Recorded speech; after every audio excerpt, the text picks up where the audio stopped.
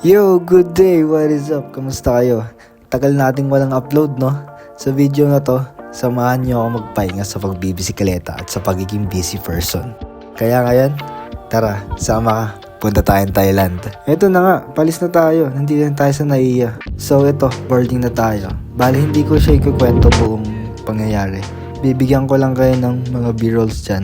Though wala naman nagsasalita, pero gusto ko kasing ikwento ang video na to kahit hindi nyo naririnig ang boses ko. Game? Game. Is provided with a seatbelt. To fasten, push ends together. Tighten seatbelt by pulling loose end. To unfasten, lift top of buckle and pull free end to release. In case of water landing, your life vest is found under your seat. Remove sharp objects from your body. To don, slip vest over the head. Ay, nakalabas na tayo. Punta na lang natin sila. At pupunta na ng Phuket. Joke lang pala yung hindi ako magsasalita. Hindi ko rin matitiis. Pero yan, nandito na ngayon tayo sa may Suvarnabhumi Airport dito sa may Bangkok, Thailand. Ngayon, inaantay na lang natin ang parents na ko para pumunta tayo ng Krabi. Though yung Krabi is medyo south siya. It's not really south, but medyo south because may mas south pa sa kanya. Malapit lang siya sa may Phuket. And ito, iniintay natin sila ngayon. And mostly this video is more on mga clips lang, no? Kasi that time wala pa akong tulog na yan. Wala pa akong tulog dyan. And medyo need ko mag power nap kahit maikli lang.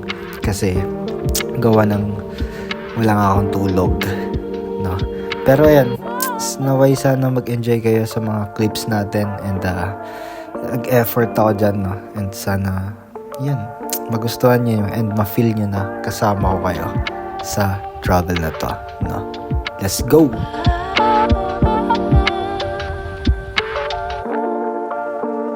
Yun, day 1 pa rin. Hanap kami ng kainan dito sa Krabi Valley. And yun, salamat kay Lord, no, nakarating tayo ng safe. Ngayon pupunta muna tayo ng center. Sabi ko nga kanina, maghanap lang tayo ng food sa labas and titingnan lang din kung anong itsura ng Krabi sa gabi. Kasi itong napuntahan naming place na to, na Krabi, this is the city center, town center. Pero hindi siya yung buhay na buhay, nasa sa ibang lugar yung buhay na buhay. Pero ayan, dito namin kakain na muna kami. Ayan, babalitaan ko kayo ng mangyari bukas. Yo, what is up? It's day ito na, no? Ngayon pupunta tayo ng dagat. It's Sunday, pero medyo magtatanghali na.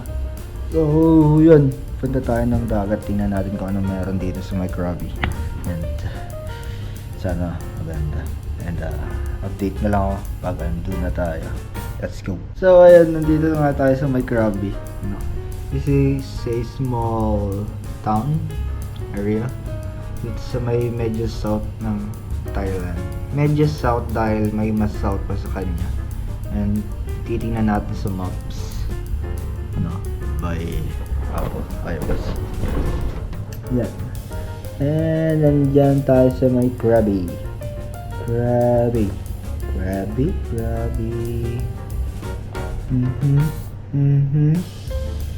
Pero ayan, eto ng Phuket. Malapit na tayo sa may Phuket. Then, this is Krabi. So, tatawid lang. And, ang bagal ng internet. Yan. Diyan tayo galing. Diyan tayo nag-land, Bangkok. So, nag-travel tayo ng yan. 10 hours straight. And, ayan. Titignan natin kung anong meron dito. So, yan. Kasama ko pa rin parents ko. Lumabas lang sila, bumili ng pera. So, check din natin kung anong meron sa dagat nila, kung anong itsura ng dagat nila. So, ayan, check this out. These beautiful things that I've got, please stay. Yep, that's me. You're probably wondering how I ended up in this situation.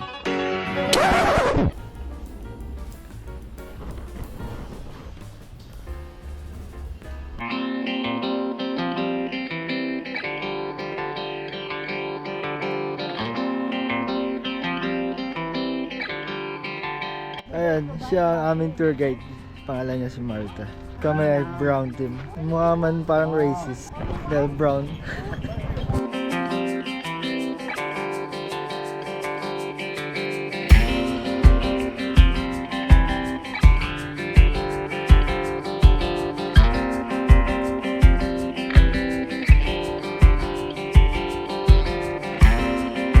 Dito kami sa isang isla. So nandito na kami. So basically sinabi lang isa, baba na kayo dito, tas bahala na kayo sa buhay nyo kung saan nyo gusto pumunta. Yun. Kaya yun gagawin namin.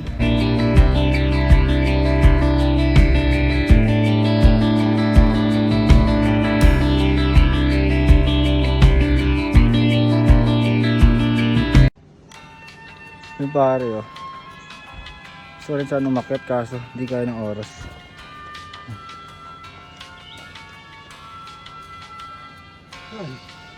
Malayo pa.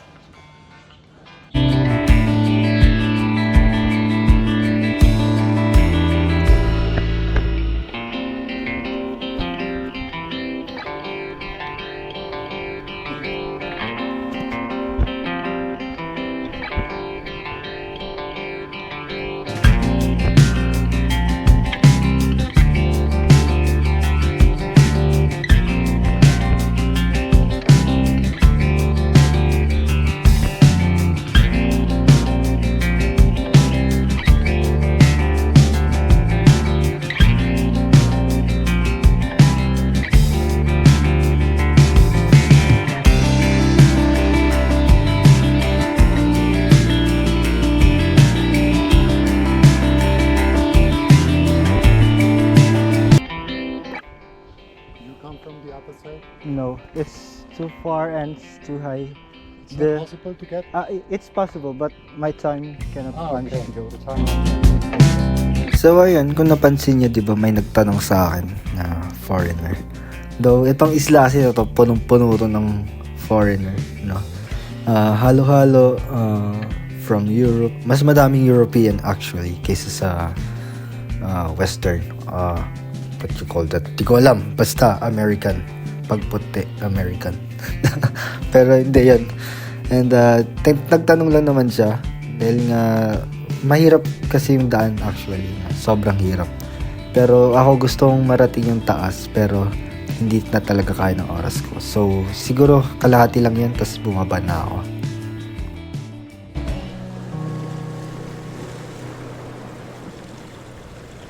Ano daw tawag sa beach na to? Basta sa punta na kayo dito guys.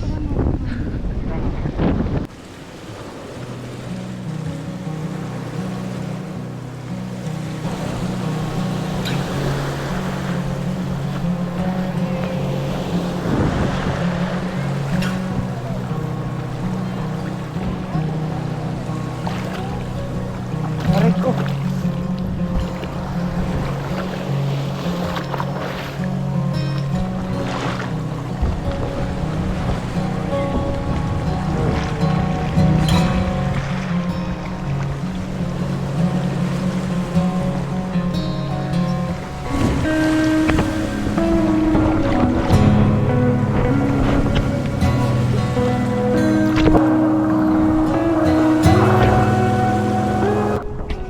Daming aray ko.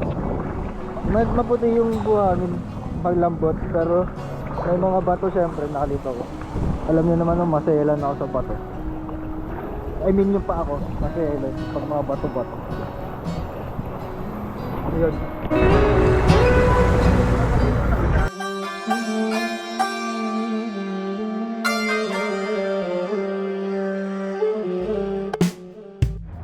Have the wave, cannot do snorkeling, okay? And we move to here. And then after this we have one more snorkeling. Okay? If you do snorkeling here, you can go around there. But not much inside, okay? Because inside water is shallow. Okay? Don't step on the rock.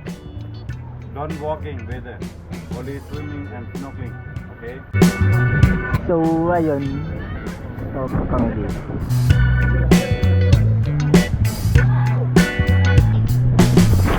I am under the water. Please help me. Please help me. Please help me.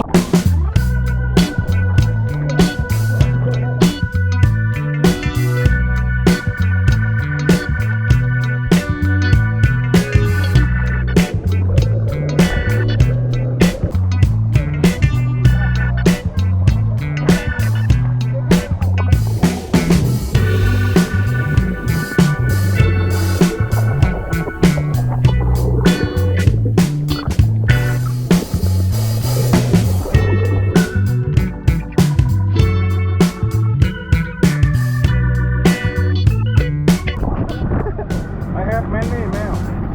I know. Yay. Me have many. Oh, okay.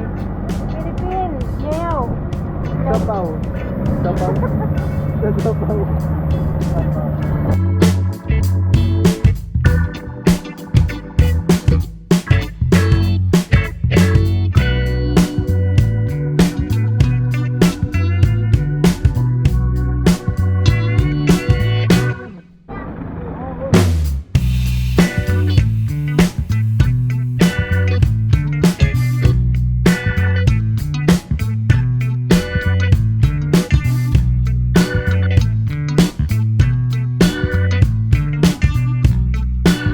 Madami ng tao.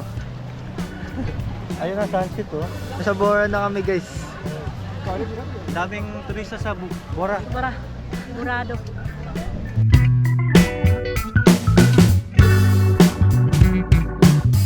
Sa puntong ito, nandito kami sa kalagitnaan ng karagatan upang makita ang mga plankton. Gusto ko mang ipakita sa inyo kaso nga lang hindi kaya ng sensor ng camera natin. Dito ko na-realize may mga bagay na tayo lang nakakita or na-experience sa buhay natin. Pwede natin kwento sa iba, pero experience, mapait man to o masaya na naranasan natin personally, hindi nila maintindihan yun. At kahit kailan, hindi mapapantayan ng pagkwento natin sa iba ang experience na naranasan natin mismo sa buhay natin. Kaya ikaw, kung ano mang kwento mo, masaya ako na nalagpasan mo at magpatuloy ka lang sa buhay mo. This is Seklista and see you in the next vlog. Peace!